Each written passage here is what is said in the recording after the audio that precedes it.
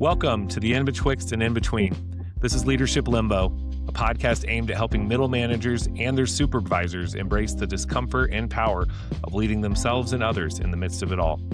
We blend real insight with practical tools to help you lead with self-awareness, purpose, and influence wherever you are on your leadership journey. I am John Clark in a storage/exercise space in my basement because the bedroom I normally am in is taken over currently. On the other side of the screen for me is my good buddy, Josh Hugo. How you doing, Josh? Good. I too in a storage room as well, but this is always my office. So I got storage to the left and washing machines to the right and an office right in front of me, but happy to be here. This is what amateur podcasters deserve, I suppose, is spaces like this. Someday we will aspire to some sort of studio loft of some sort just for this. Pretty cool. That would be cool. Like an old barn or something into a studio. Seen some cool remodels of people using those types of spaces, but now this is what works. This is what we have, and this is what you all get, our dear listeners. And if anything, we know that only like 5 people are watching this on YouTube anyway, so it's totally fine. The clips, they're getting better, but never. Yeah, they are. I mean, we hit some 4-digit views on some of those, right? Yeah, we got a couple. We're up there. But how's your weekend? How's springtime settling in for you? It's good. Yeah, I was in Rochester, New York last week working with a couple of really good guys out there, part of Leadership Coaching Incorporated, John and Nick Angles, really thoughtful, compelling leaders, coaches. So spent a week out there. What's the biggest, you gotta be succinct, what's your biggest learning from the weekend? Like a term or a thing that if pushed to shove, if you want, let's go deep here. I mean, I think my reflection is that when I am under pressure, trying to, put my best foot forward, I have a tendency to operate from a place of security where I'm just sharing knowledge and kind of almost showing off with like what I know instead of admitting the things I don't. And I don't think that's actually helping my relationships with people in my life. So you want to take something deep out of it. That's one of them. Right. So, but it's good. Yeah, to that point, a lot more than just going away for a weekend to learn some knowledge is actually to explore deeper on how you're operating in the world. That's pretty cool. Yeah. Wow. Yeah. So it was a good week. It was a good week. How about you?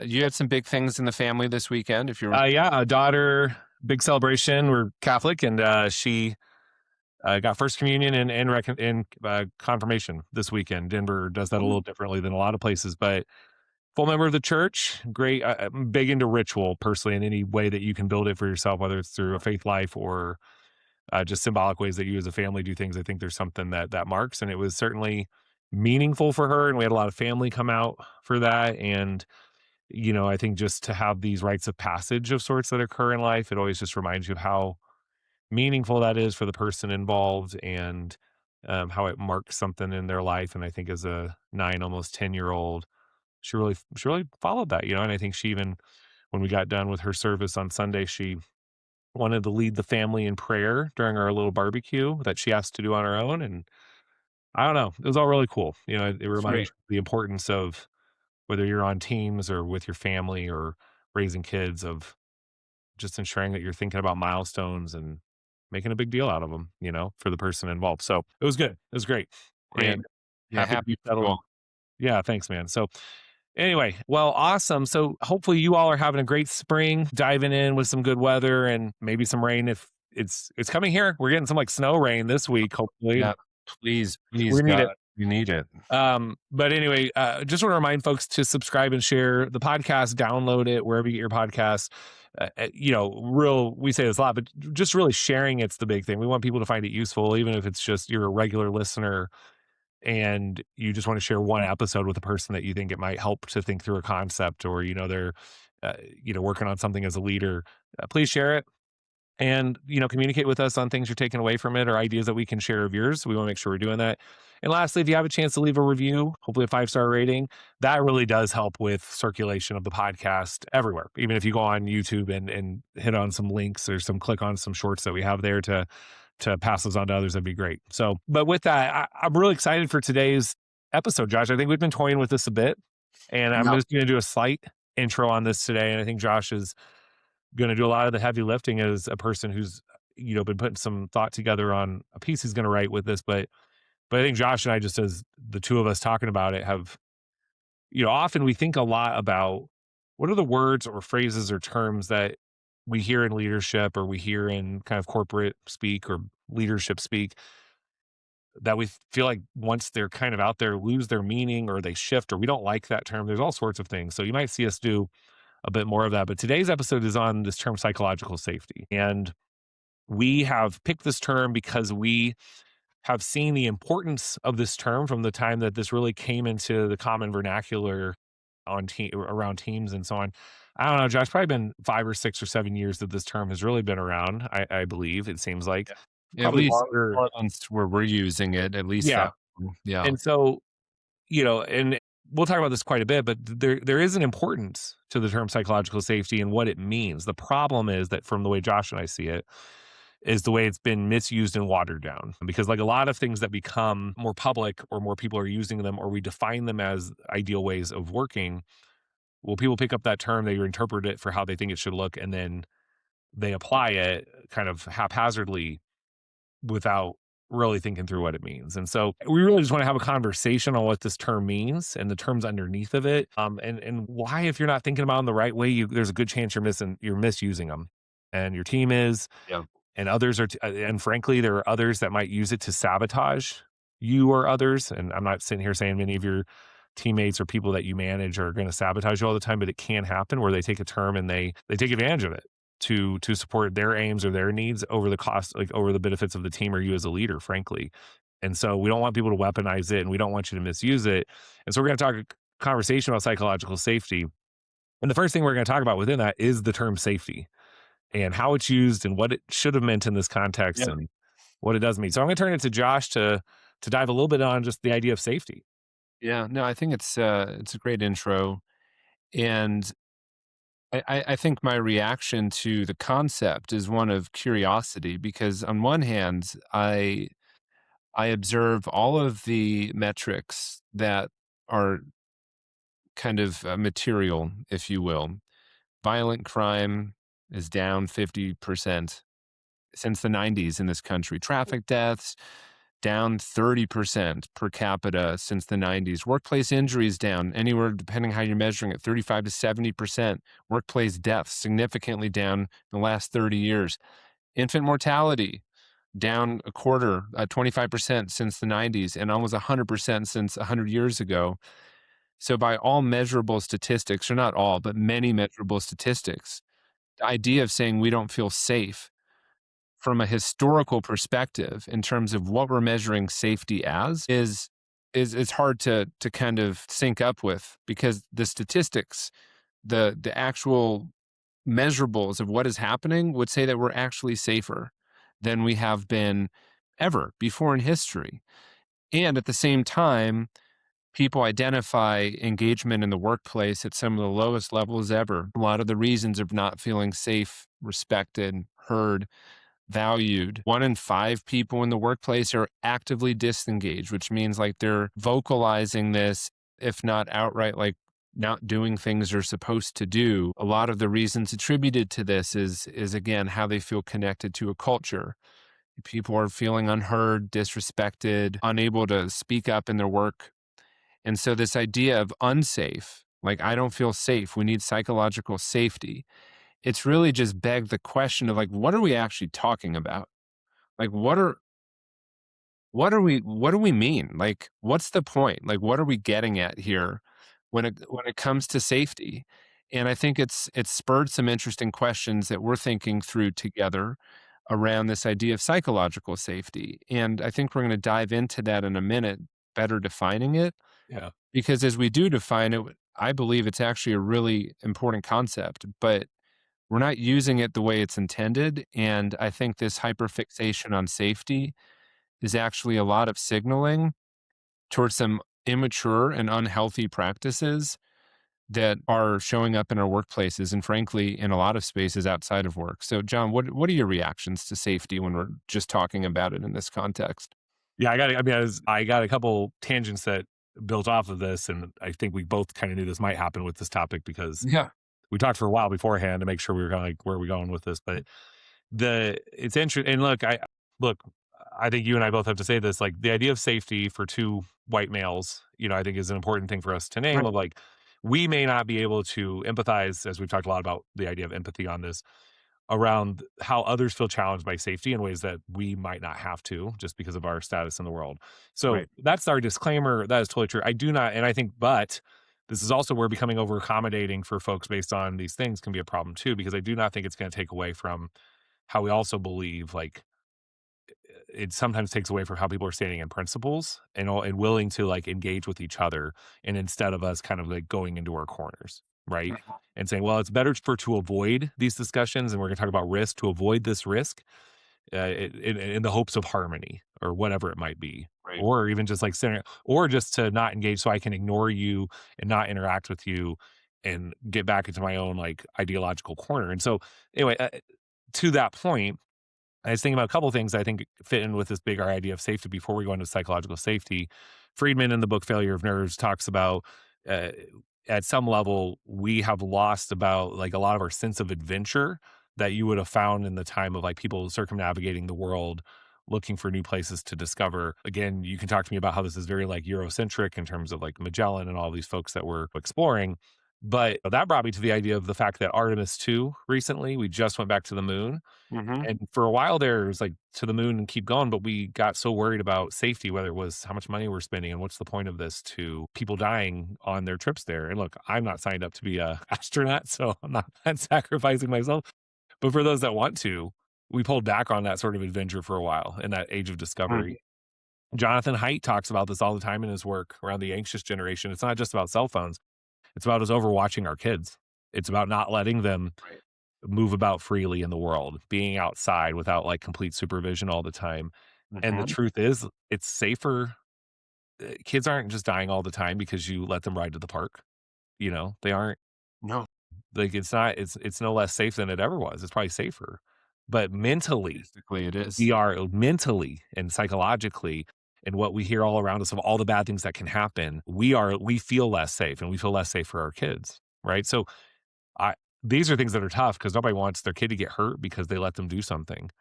And yet we have found the bigger thing harming kids is when we overprotect and we isolate them and we hold them back and we don't allow them to take risk. We see the impact that that's having. So yeah, those are some more reactions to it. We at some level it's made us forget our sense of wonder, of risk taking, of That's right. over supervision, of overprotection, of like going into our corners and not being willing to engage with folks. So I think all of that leads into a great conversation or thought here, Yeah. on this. Yeah, no, thanks, John. I think that's great. I mean, this all ties together, and even Dr. Murray Bowen, who underpins some of the thinking in what I'll be writing about, some of the conversations here, frankly, was a mentor of Friedman's. Gets at some of the same stuff that Haidt gets at around the anxious generation and overprotection and over accommodation and a lack of adventure and everything kind of in this, frankly, the terms they would use, and I would tend to agree with here, is regression, is kind Mhm. of this regression of self and this incredible tendency towards fusion with others who share those fears and share those anxieties and share those opinions. We, to your point, you said this, like get into our corners. And so when we're thinking about this for managers, when we're thinking about this for leaders, the context, of course, in our podcast is often through that vein of leadership. What does this mean for you as a leader as you start thinking about this topic? Like, what is the tension you're navigating? What is the limbo you're navigating? And I think it really is this tension of what does it look like to have ostentatiously high integrity, clear, robust discussions, disagreements, and feedback on our team that allows us to truly evolve, make better decisions, make more informed decisions versus how often do I need to kind of lean into the word safe? And Yeah. so I think this maybe would be helpful to define just kind of the general concept of like what are we talking about? Not just safety, we're talking about psychological safety in the workplace. So, John, what is psychological safety? Yeah, so, uh, I would say, in Josh's eyes kind of assessment of this, it's ultimately gonna come down to safety versus risk, which Josh is gonna dive us a bit more into in a second. Right. This comes from some work by Amy Edmondson. Her definite, and we're not gonna get into all the, like, when did she study this? How do we do it? Because we don't have that on hand. But the term itself is about that people feel safe to take interpersonal risk, right? So this is the risk between others, okay? With the knowledge that I can basically that people should be able to speak up with ideas, questions, or concerns. That you should be able to speak up with that. that you can also admit to mistakes or gaps in knowledge when you don't know something or you've made a mistake on some part, that you are able to challenge decisions or disagree with others. And then finally, that you can ask for help without being judged. Okay. It is the knowledge that I can do that without fear of embarrassment, of punishment, of rejection, or damage to status or career. Coming back to the idea of interpersonal, this is very much about creating the conditions in the workplace where we together, where people between each other can develop skills and abilities and team orientation and connection to each other to know that they can have these conversations and know that those conversations are for the better good and for the strengthening of our team versus the fear that I'm going to be isolated or harmed by bringing these things up. Right. Yep. Now, Josh is getting into this in a minute, but the thing is this isn't just like I have to assume. So if Josh and I are in this relationship on this, it's not that I feel like it's not all on me saying, well, I can say these things and Josh has to accept them. It's that I have to be ready to know that Josh might push back on an idea, or he might disagree with it, or he may not like what I'm saying also. But in the same way I expect him to be comfortable with what I'm saying, I better be comfortable with what he's saying. And so I won't get more into that, but sometimes that equation just stops going in one direction or we expect it to.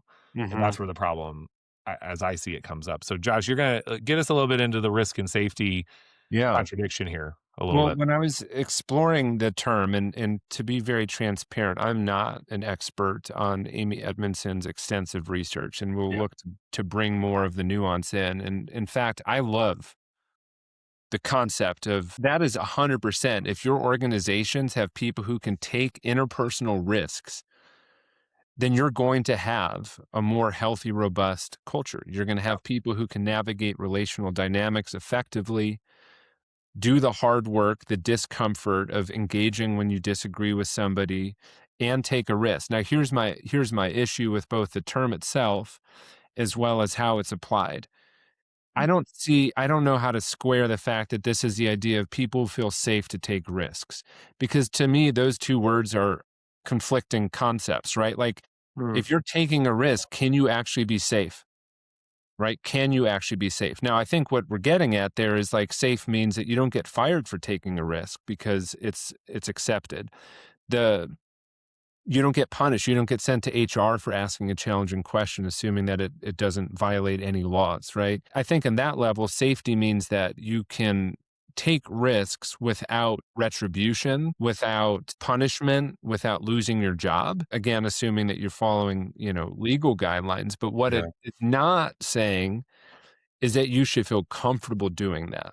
Like, I think we actually need to get the word Yeah. comfort I love that. out of our vocabulary, because there is nothing comfortable about taking a risk. If you're apply that to any situation, whether you're a skier who's learning how to ski and you decide to take a blue run after only learning on the green runs, that's not going to be a comfortable choice. And if it was comfortable, you're not taking a risk. And so the idea that in organizations, I should feel comfortable challenging you is probably means you're not challenging that person, right? It doesn't mean you're Right. taking a risk if you're comfortable. So safety and comfort. I'm curious, John, like, what is your reaction? Are those the same things, or maybe is that one way to think about safety versus comfort and say comfort is the problem, not safety? I'm not sure. I love that.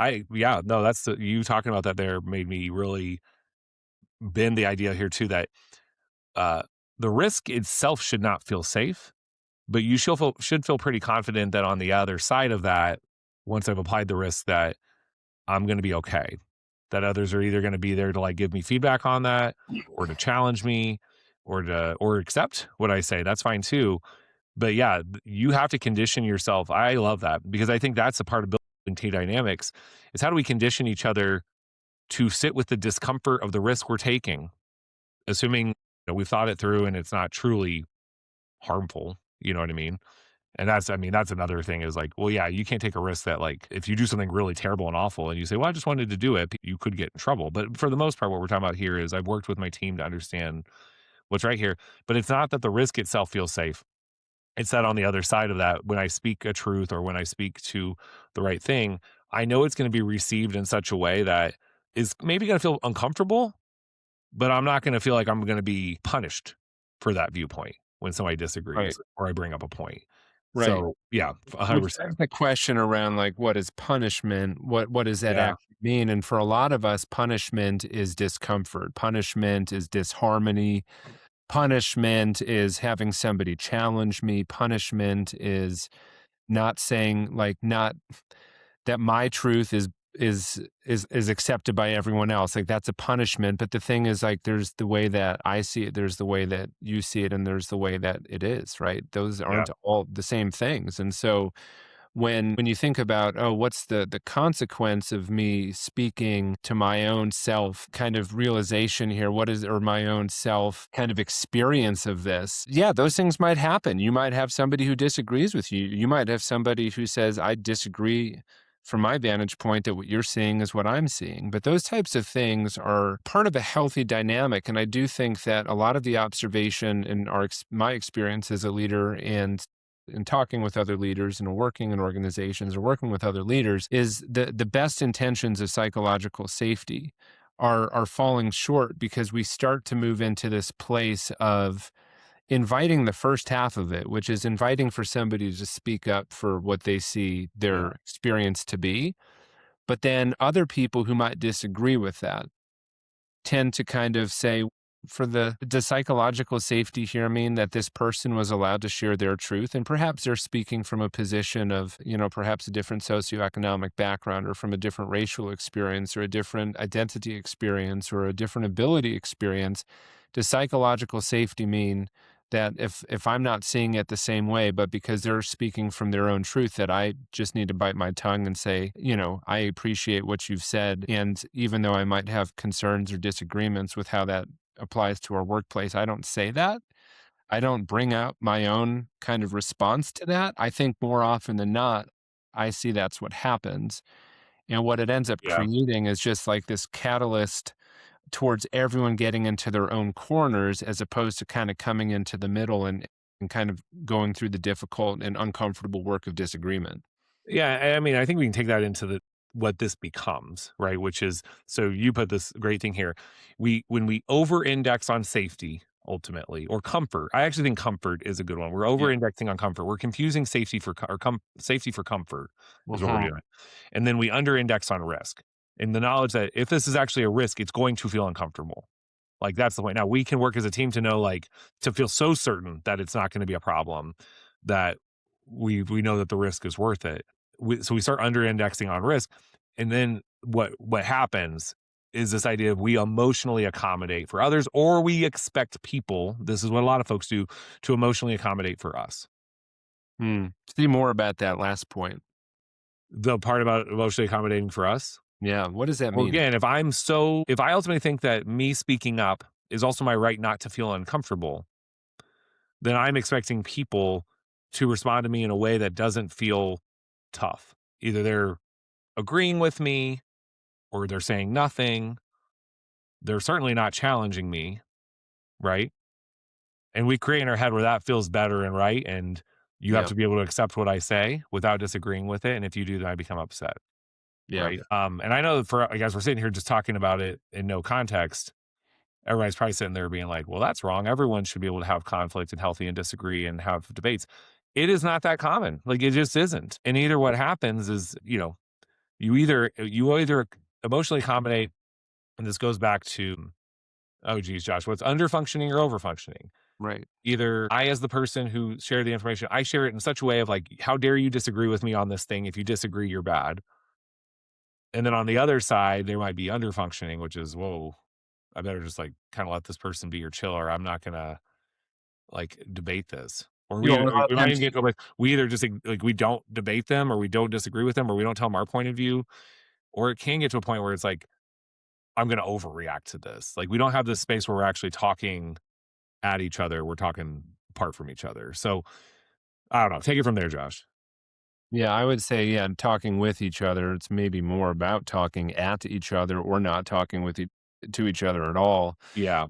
Yeah. I mean, it brings up a lot of really complex things. And if you're listening to this feeling uncomfortable, good, because I Yeah. think I that agree. that is the feeling that we have tried to anesthetize in our organizations for a long time, is feeling uncomfortable. And listen, like, going back to what you started with, and we want to trace this through sociological roots and power structures, sure, there's a lot to be analyzed there about, well, who gets to decide what's comfortable here? And the answer to that question has historically looked pretty dominant over a stretch of time. And more recently, it's been changing, which is good.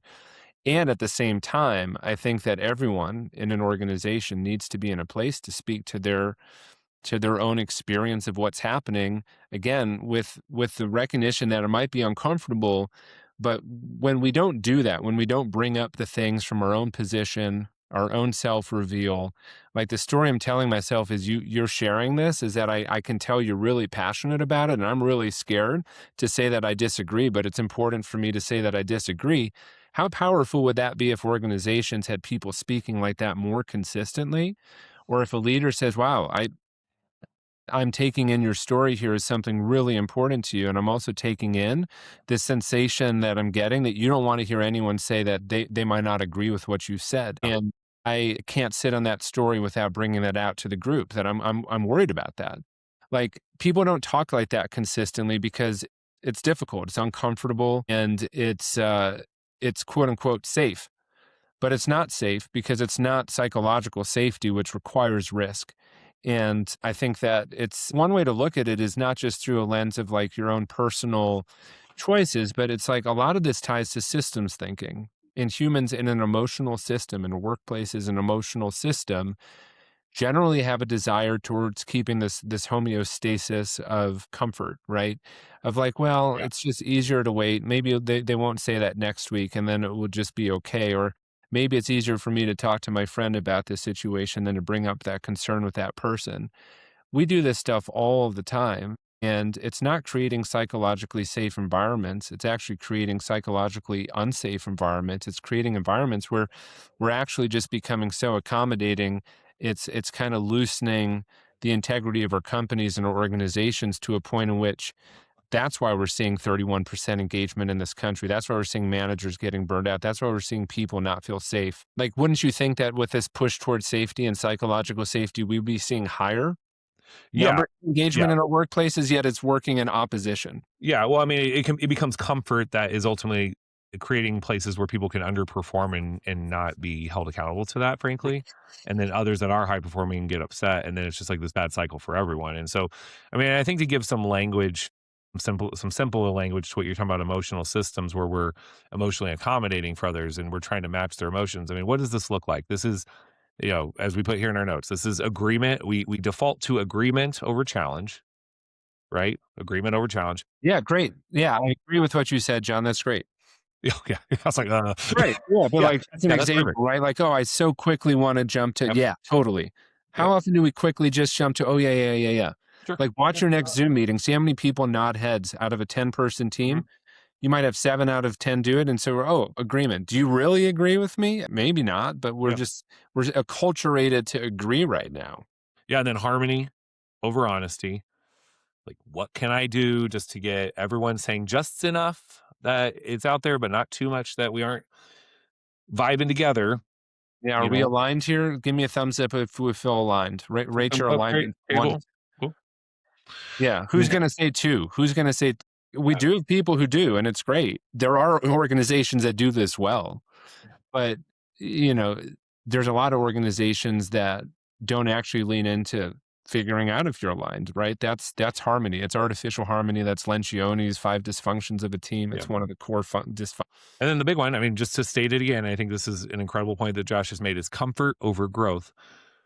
Comfort will not lead to growth. It just won't. Like, doesn't. I shouldn't say that. Obviously, like, there's a lot of childhood development that is like, if you have a safe environment growing up where there Sure. is safety to take, but it's safety to take risk and to try new things and to grow. Like, it's because ultimately, I mean, this is the whole thing. I can't think of the guy's name, but he wrote the book. I said this on the last podcast. How Kids Succeed. They do all of this study of rats called, and they have this index called the LG index. You know what I'm talking about? You heard of this? It's the licking and grooming index. And so Mm. what it is the rats that have a mother, they have this maze that they have to go out and they have to try to explore. I don't really remember it all.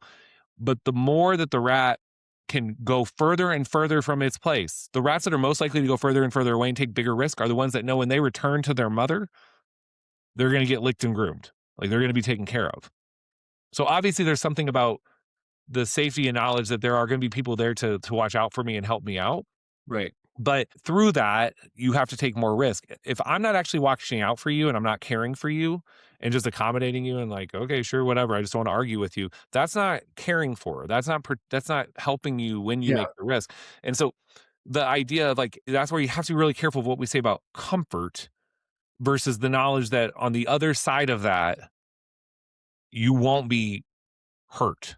Can I add to Yeah. that? You said this recently in a podcast a few weeks back or months back, but it's fundamentally the belief that if somebody else is capable of being responsible for themselves, that is the truest form of like the rat mom who believes their other rat can wander far away. And when they come back, they say, great, I'm glad you're home. And when you translate that to humans, it's believing that your kids and the people you lead are responsible enough for themselves to be able to stretch, challenge, fail, and then come back and be affirmed for their attempt to do something differently and better.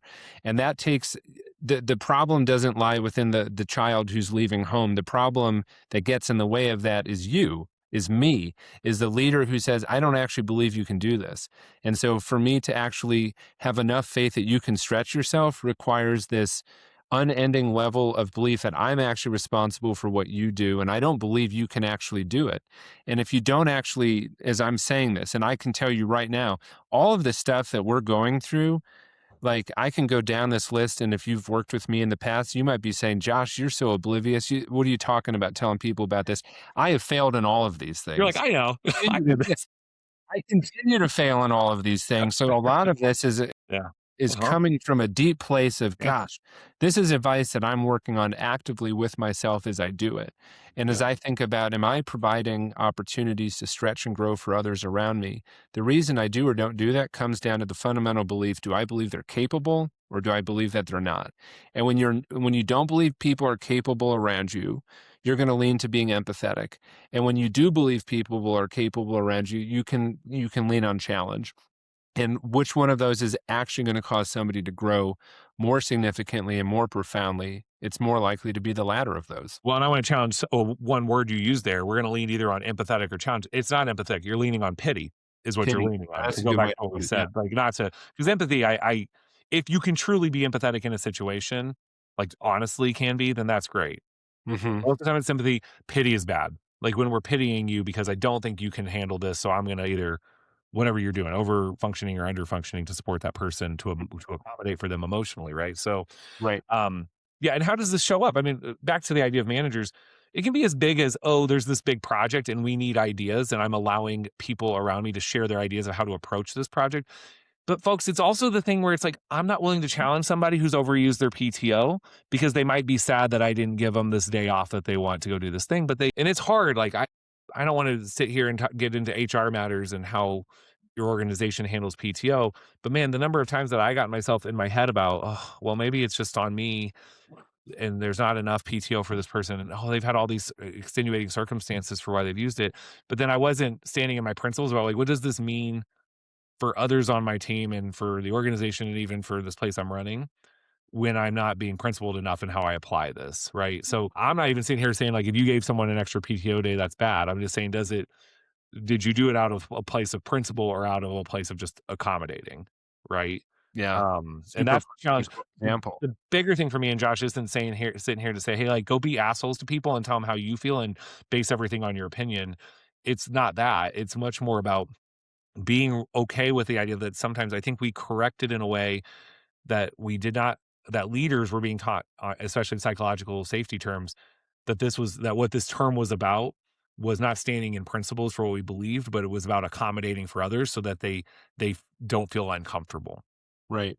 Again, all of this can come back down to the idea of are you just working really hard to make someone feel comfortable, or are you giving them the feeling of I'm safe to take risk? Those are Right. different, Yeah, and you right? brought up this word, and I think we can Yep. dive into this in the future. And as I'm listening to this conversation, I'm thinking about where we can go next. It's like, what is some advice of how to navigate all of this world? And I want to get to that. But I think one point to make here too, accommodating for other people is not the problem, right? All of us have certain things that we might need Yeah. to be able to access, the the conditions to be successful. Accommodation is not the problem. I think where accommodation, if you're listening to this saying, well, emotional accommodation, shouldn't somebody be sensitive to how I'm feeling about this? That's not what we're saying either. I think when accommodation becomes this weaponized term because you say, well, you have to accommodate this and you can't challenge it because the reason I'm applying an accommodation is to avoid pushback. I think that's a real problem in society. I think it's a real problem in our workplaces. And I think it's a space where we've pathologized a lot more than we perhaps should pathologize. And I think as a result of that, it leads to lots of spaces in which it just doesn't feel appropriate to push back. And I think that Edmondson, I can't speak for Amy Edmondson, but my sense is that she would say that's not what psychological safety No. is about. It's in fact to say, let's talk about this from an education standpoint. I'm going to open up a big can of worms with this.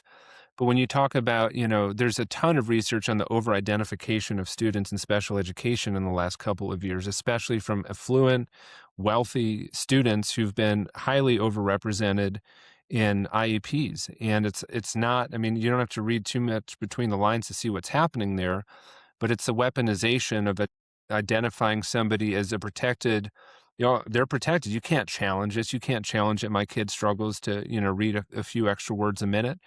Well, that's showing up in now colleges. You're having kids who are going through these application processes highly biased towards families who've had a ton of resources to give their kid a category that says you can't challenge. But that's what they're struggling with. Yeah. And I know there's going to be people who might listen to this and say, "Well, you're crazy for saying that." But I also think there's a lot of people out there who would say, why can't we do that? Why can't we push on this? And I think the question is not accommodation, but it's accommodation without being able to challenge and say, like, well, are we using this as a way to avoid the discomfort of saying maybe I need to challenge myself to grow? Or are we using this as some sort of protective shield?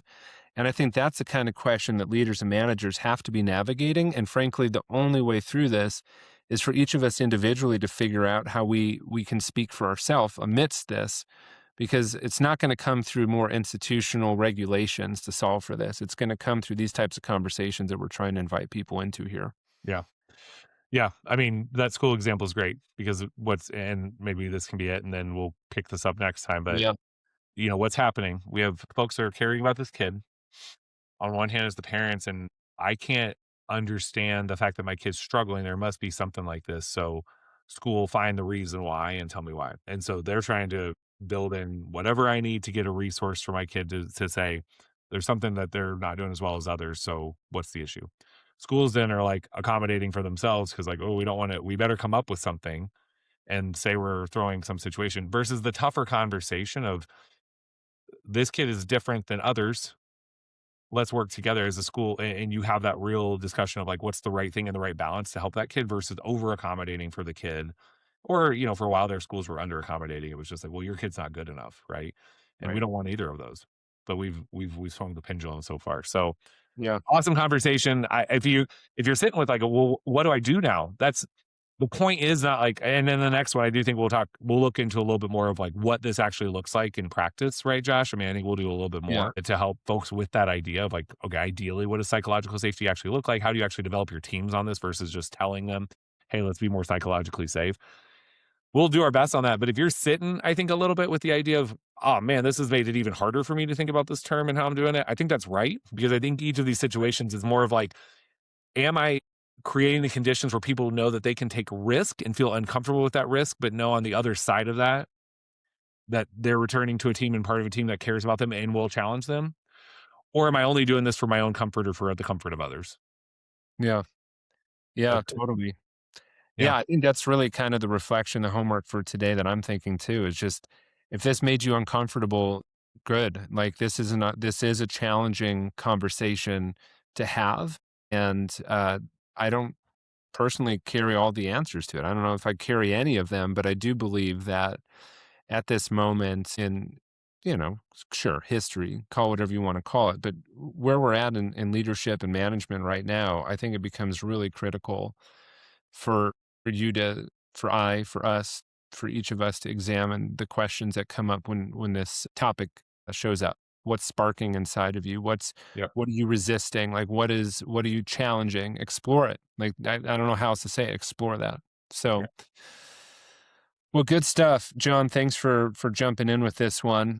I'm looking forward to the next topic, kind of the next way to build on this topic, I should say. We're going to stick on this for a bit. And for our listeners, thanks for engaging. Topics like this are important. So if you have questions, ideas, pushbacks, resistance, whatever, great for us to hear from that. So find us on Spotify, Apple. We leave it in the notes, John. Don't emotionally accommodate for us. We want to hear it. Yeah, please. Yeah, don't jump to agreement. Like, we don't want you to jump to agreement on this. In fact, we probably have a lot more disagreement to sort through. But with that being said, until next time, this has been Leadership Limbo, where we make space for the tension and the tools for the journey. See you in the in-between.